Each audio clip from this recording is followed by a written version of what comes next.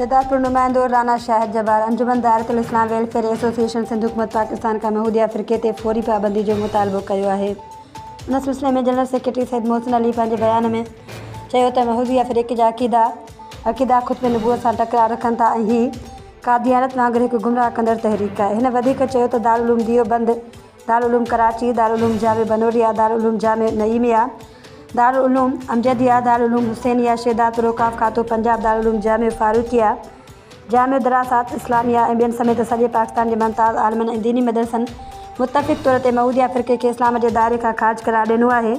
सैयद मोहसिन अली इंकशाफ़ कयो त कादियानत जो ज़हूर बि महूदिया फ़िरक़े मां थियो आहे, जंहिंजा अक़ीदा 550 साल पुराणा आहिनि।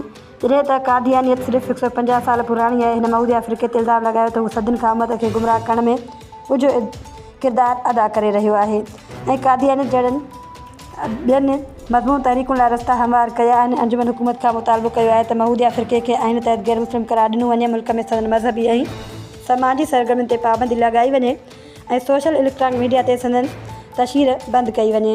हिन ज़ोर भरियो त हुकूमत उम्मत मुस्लिमा खे गुमराह कंदड़नि ख़िलाफ़ सख़्तु कार्रवाई करे ख़त्म नबूवत जे मुक़दस अक़ीदे जी हिफ़ाज़त करे।